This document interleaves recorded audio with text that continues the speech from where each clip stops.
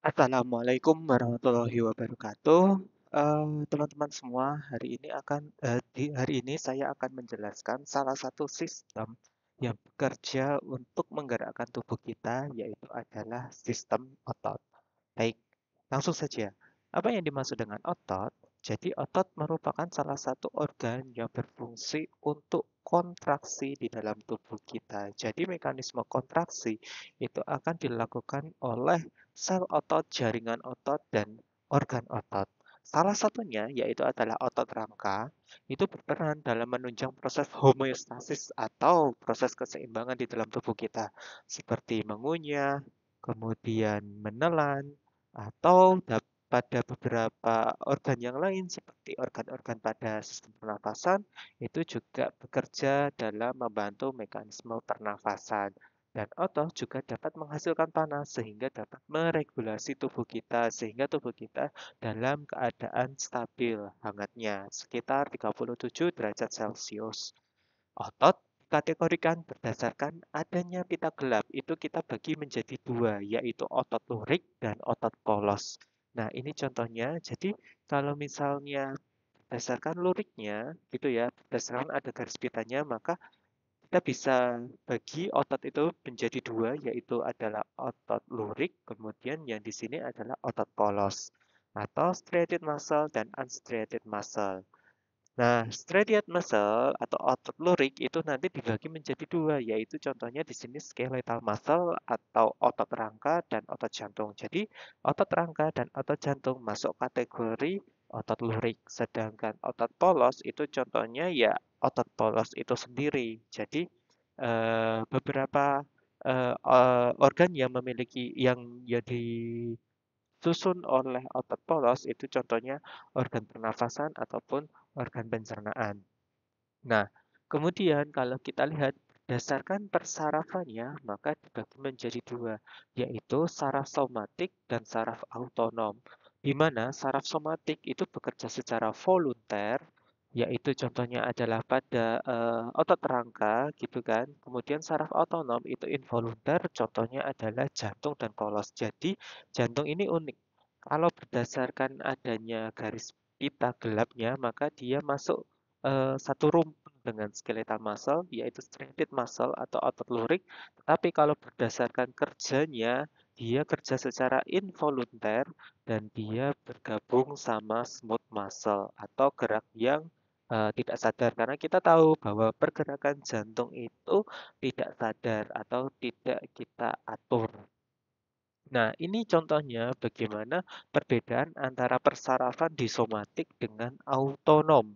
Jadi, kalau misalnya skeletal muscle itu memang diproses langsung di dalam otak gitu ya. Jadi kita bisa apa namanya secara sadar kita bisa melakukan proses kontraksi atau mengatur proses kontraksi pada skeletal muscle kita atau otot rangka kita. Tetapi kalau contohnya misalnya di sini jantung dan otot polos itu dia digerakkan atau diatur oleh spinal cord atau medula spinalis. Jadi apa namanya prosesnya itu dilakukan secara tidak sadar, termasuk mekanisme yang dibantu oleh saraf-saraf autonom.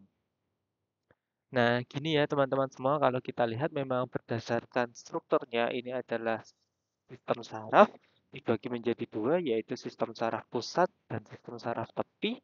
Nah, di sini kalau kita lihat bahwa sistem saraf tepi itu terdiri dari sensori dan motorik. Nah, motorik ini ada somatik dan autonom. Nah, disinilah kontrol dari mekanisme respon yang involunter atau tidak sadar. Sedangkan yang apa namanya, yang somatik itu yang sadar. Nah, kalau skeletal muscle atau otot rangka itu berarti dia diatur oleh sistem saraf somatik, sedangkan jantung dan otot polos itu diatur oleh sistem saraf autonom. Nah, struktur dari jaringan otot kita lihat nih berdasarkan sel-selnya bahwa jaringan otot itu dibungkus oleh yang namanya epimysium. Nah, ini ya kalau kita lihat ini adalah lapisan terluar dari otot yaitu adalah epimysium yang berfungsi untuk membungkus lapisan dari otot. Nah, kemudian di dalam epimisium itu nanti ada berkas-berkas kita sebut sebagai fasciculus. Nah, ini contohnya fasciculus. Jadi ini adalah serabut dari fasciculus itu di dalam dari epimisium. Ini merupakan berkas serat otot. Nah, sel-sel otot ini kalau kita lihat, kita sebut sebagai muscle fiber ini ya. Ini adalah sel-sel otot itu dibungkus oleh yang namanya endomysium. Nah, ini adalah endomysium. Mohon maaf, ini adalah endomysium. Nah, dari banyak apa namanya berkas otot atau berkas serat-serat otot ini berkasnya ini nanti dibungkus oleh yang namanya perimisium.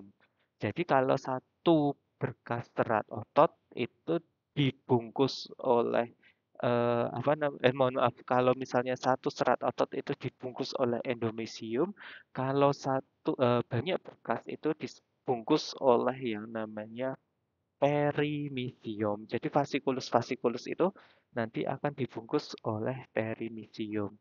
Nah, membran sel otot kita sebut sebagai sarkolema. Plasma dari sel otot kita sebut sebagai sarkoplasma dan sel serat otot di dalamnya itu terdapat yang namanya miofibril. Ini nanti struktur dari miofibril akan kita lihat bagian-bagiannya. Jadi kalau kita simpulkan bahwa otot keseluruhan atau organ otot itu disusun atas serat-serat otot atau sel-sel otot gitu ya.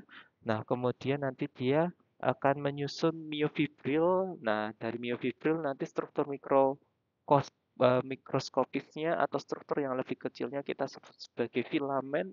Filamen itu sitoskeleton dan nanti ada protein-protein penyusun yaitu adalah miosin dan aktin. Ini merupakan molekul protein. Nah, ini contohnya tadi kalau kita lihat ini adalah satu organ otot. Nah, ini adalah serat-serat otot. Nah, kalau kita lihat kalau dari otot skeletal itu ada garis pita terang dan pita gelap. Nah, ini kelihatan ya. Ini adalah pita gelap, kemudian yang di sini adalah pita terang. Nah, ini serabut ini kita sebut sebagai miofibril. Nah, miofibril itu terdiri atas satuan-satuan yang lebih kecil. Kita sebut sebagai miofilamen atau mikrofilamen. Nah, bagian yang tebal itu kita sebut sebagai miosin. Bagian yang tipis itu kita sebut aktin, tropomiosin, dan troponin. Nah, bagian-bagian struktur mikrofilamen inilah yang nanti berfungsi untuk kontraktil atau kontraksi. Pada setiap miofibril terdapat beberapa unit pita gelap dan pita terang yang kita sebut sebagai sarkomer. Nah, nanti di dalam struktur selnya itu ada retikulum. Nah, retikulum halus kalau di dalam sel otot itu kita sebut sebagai retikulum sarkoplasma.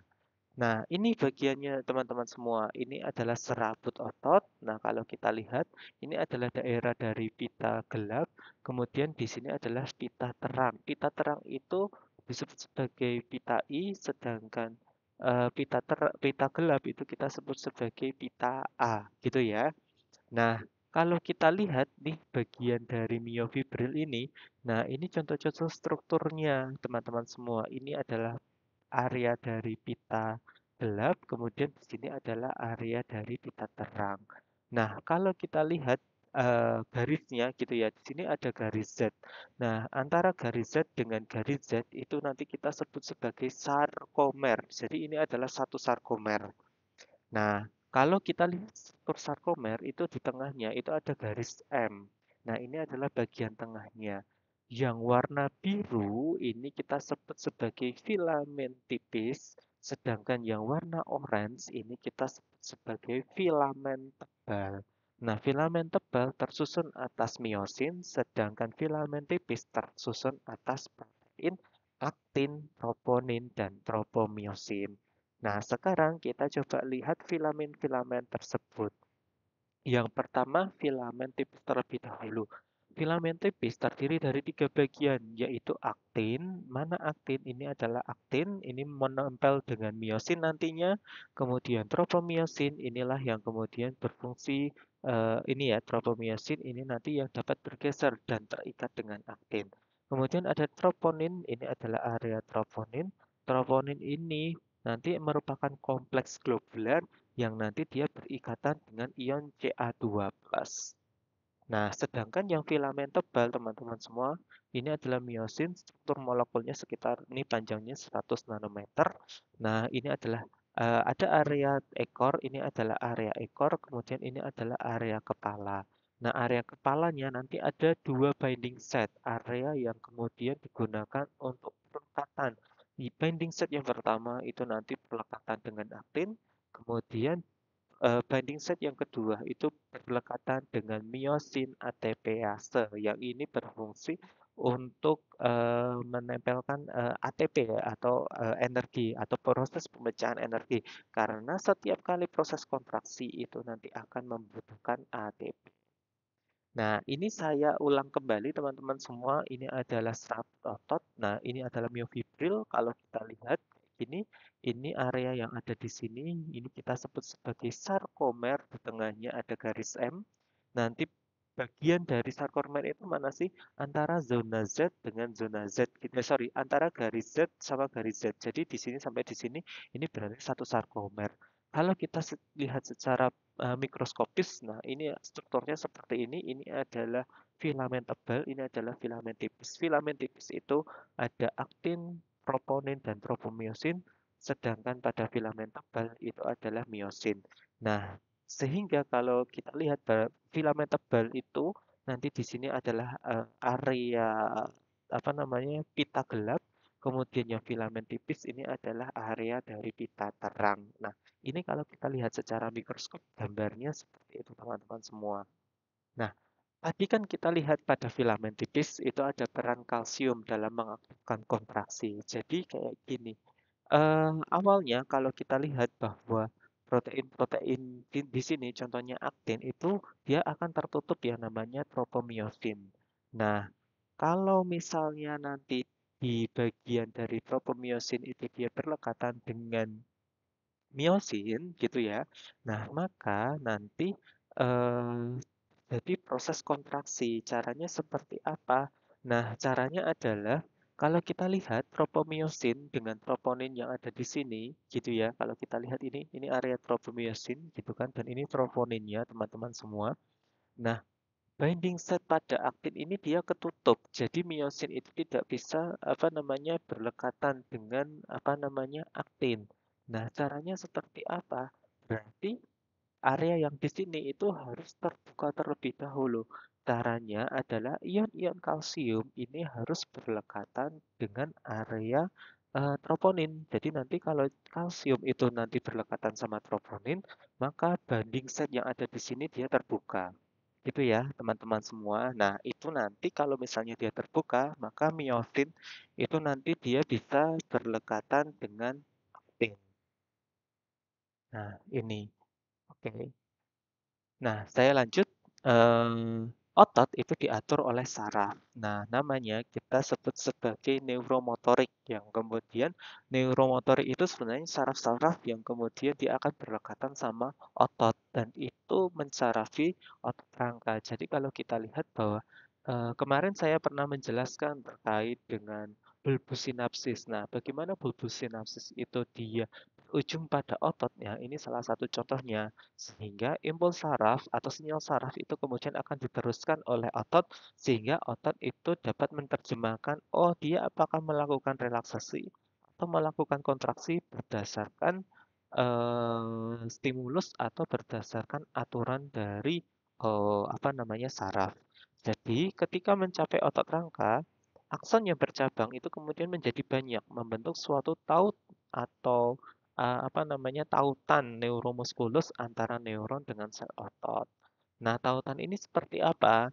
Nah, kalau kita lihat kemarin kan ujung dari akson itu kan neurotransmitter. Nah, salah satu neurotransmitter yang digunakan untuk proses kontraksi itu adalah asetilkolin. Nah, ini kalau asetilkolin dikeluarkan, maka dia akan membuka gate protein sehingga ion-ion itu dapat keluar masuk. Nah, ion inilah yang kemudian, nah di sini contohnya Na ya, Na masuk.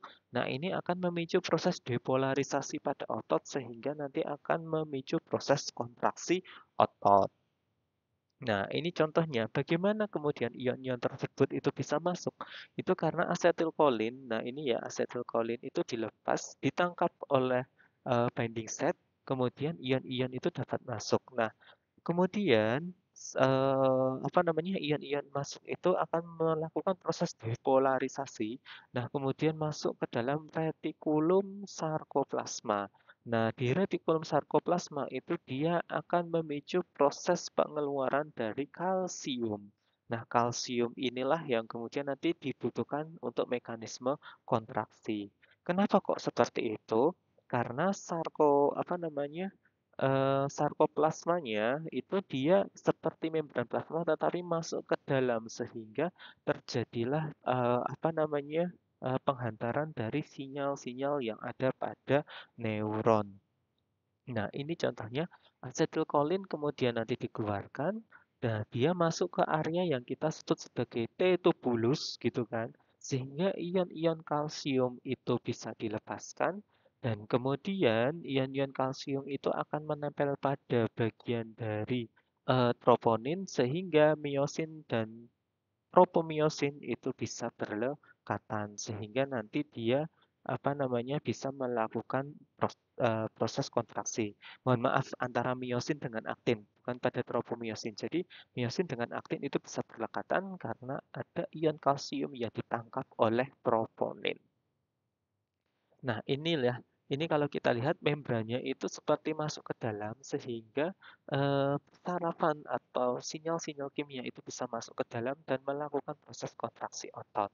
Jadi, retikulum sarkoplasma itu dimodifikasi dan mengelilingi miofibril yang mengandung ion kalsium.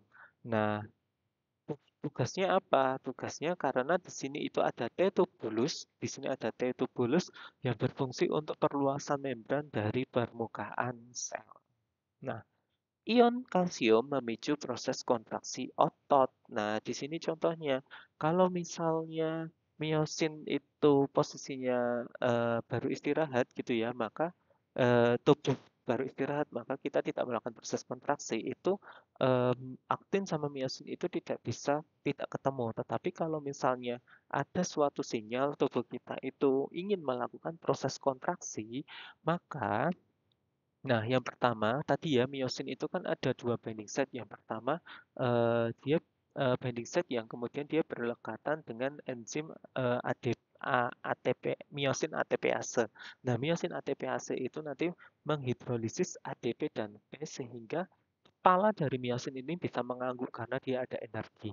Nah, kemudian ion kalsium Hmm, ini ya. Nah, ini ion kalsium ini yang warnanya ungu gitu ya. Nah, dia akan berlekatan pada troponin sehingga tropomiosin itu terlepas atau tropomiosin itu binding setnya itu yang awalnya dia mengikat binding set dari aktin itu akhirnya terlepas sehingga aktin itu bisa menempel pada miosin.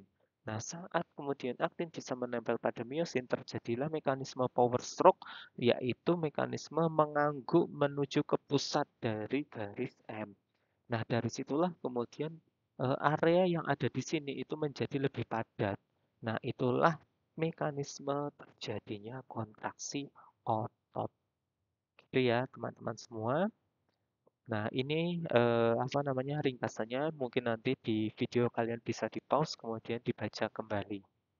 Nah, jadi kalau misalnya terjadi power stroke akibat dari satu, adanya energi, kemudian yang kedua, adanya rangsangan dari saraf, kemudian dia memicu ion kalsium pada retikulum itu kemudian keluar, maka terjadinya proses kontraksi. Nah, ini awalnya tubuh yang relaksasi. Nah, ini kalau kita lihat ya relaksasi, nah kalau kontraksi, nah ini menjadi memadat areanya gitu ya. Ini menjadi memadat. Nah, kenapa? Karena tadi kepalanya dari miosin ini mengangguk dan mendorong area dari filamen tipis untuk maju ke tengah. Ini juga maju ke tengah sehingga area di sini lebih padat dibandingkan dengan pada saat relaksasi. Nah, ini rangkuman dari gambarnya teman-teman semua. Eh,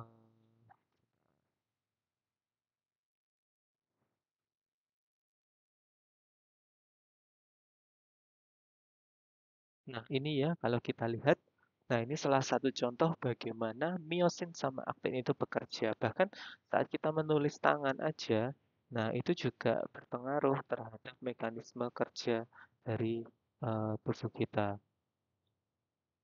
Nah, ini contoh-contohnya ya, bahwa ada otot rangka, ada kardiak muscle, ada otot jantung sama otot paulos. Sebenarnya mekanisme kontraksinya pun sama gitu ya. Nah, ini kalau kita lihat ini adalah skeletal muscle, ini adalah myofiber. Nah, ini adalah satu sel dari otot ya atau serat otot gitu kan. Nah, kalau kita lihat, nah sebentar. Nah, di sini ini adalah bulbus sinapsis gitu ya. Nah, kemudian di sini adalah myofiber. Ini kelihatan teman-teman semua. Nah, kemudian itu nanti bulbus sinapsis itu akan mengatur apakah tubuh akan melakukan kontraksi atau tidak. Kalau misalnya ada kontraksi, maka kemudian akan melepaskan ion-ion kalsium. Nah, ini adalah wilayah dari sarkomer. Nah, itu adalah filamen tebal, kemudian ada filamen tipis. Di mana filamen tebal itu ada miosin, filamen tipis itu ada aktin, troponin, dan tropomiosin. Nah, itu adalah area dari miosin yang seperti ada kayak kepala kecambah gitu ya. Nah, itulah yang nanti berfungsi untuk power stroke. Nah, itu ada aktin juga, kemudian ada garis Z. Nah, garis Z itu yang membatasi antara satu sarkomer dengan sarkomer yang lain. Ini contoh dari proses kontraksi. Nah, ini kalau kita lihat lagi, ini adalah kepala yang mengangguk. Bagaimana bisa seperti itu? Karena nanti ada energi, yaitu ATP. Nah, ini ya, dia bisa mengangguk karena ada binding site atau cross bridge yang kemudian berdekatan antara aktin dengan kepala miosin. Nah, kalau misalnya dalam posisi istirahat, maka binding site itu akan tertutup oleh troponin gitu kan, teman-teman semua, sehingga apa namanya dia tidak bisa berlekatan. Nah, ini contohnya kepala miosinnya. Itu kalau ada miosin ATPase maka akan dipecah menjadi ADP dan P. Kemudian kepala dari miosin itu akan berlekatan dengan binding site yang ada di aktin. Nah, kemudian terjadilah yang namanya power stroke.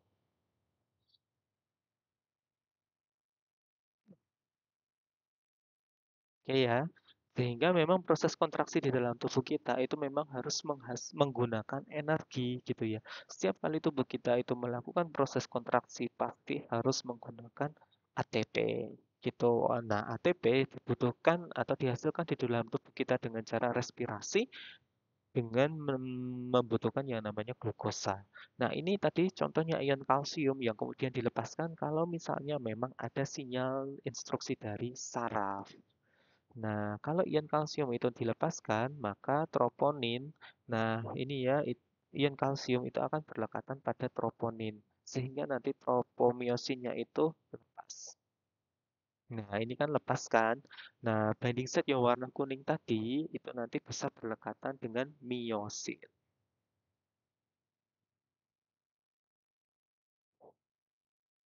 Oke ya. Nah, ini kalau kita lihat bagaimana neurotransmitter itu dilepaskan. Nah, kemudian nanti dia akan menjalar ke retikulum sarkoplasma. Nah, ini adalah neurotransmitternya dia berlekatan. Nah, kemudian di situ memicu retikulum itu untuk melepaskan yang namanya ion kalsium. Nah, itu dibantu oleh detubulus seperti sumur gitu ya, yang bisa menjurus masuk ke dalam sehingga ion kalsium yang ada di dalam retikulum sarkoplasma sel otot itu bisa terlepas. Nah, ion kalsium itulah yang nanti membuka kunci dari ikatan apa namanya aktin sehingga aktin bisa berlekatan dengan miosin. Nah, seperti itu teman-teman semua mekanisme kerja dari kontraksi otot. Nah, jika serat otot dirangsang sedemikian cepat sehingga serat tidak memiliki kesempatan istirahat sama sekali pada saat mekanisme rangsangan, nah ini salah satu penyakit yang kita sebut sebagai tetanus. Nah, jadi tetanus ini seperti apa? Ini adalah rangsangan kontraksi yang maksimal berkepanjangan tanpa henti. Salah satunya apa? Salah satunya diakibatkan oleh neurotoksin yang diproduksi oleh Clostridium tetani yang menginfeksi sistem urat saraf dan otot, sehingga saraf dan otot itu dapat menjadi kaku. Gejala kronis yang ditimbulkan dari toksin tersebut adalah memblok pelepasan dari neurotransmitter sehingga terjadi kontraksi yang tidak terkontrol. Jadi kalau kita bisa lihat ya, yang namanya tetanus itu mekanisme kontraksinya. Nah ini ya kemarin kan kita lihat kan bagaimana potensial membran. Nah ini ada dipolarisasi repolarisasi. Tetapi kalau pada tetanus itu dia dipolarisasi terus, tidak ada kemudian dia melemah dan seterusnya sehingga orang yang mengalami tetanus itu kejang-kejang. Nah, bakterinya itu biasanya ada di besi-besi yang neyeng gitu ya, yang sudah aus dan seterusnya. Jadi teman-teman perlu hati-hati terhadap apa namanya wilayah-wilayah yang disukai oleh bakteri Clostridium tetani. Oke, mungkin itu saja dari saya. Nah, semoga teman-teman semua mudah dalam memahami materinya. Sekian, terima kasih. Wassalamualaikum warahmatullahi wabarakatuh.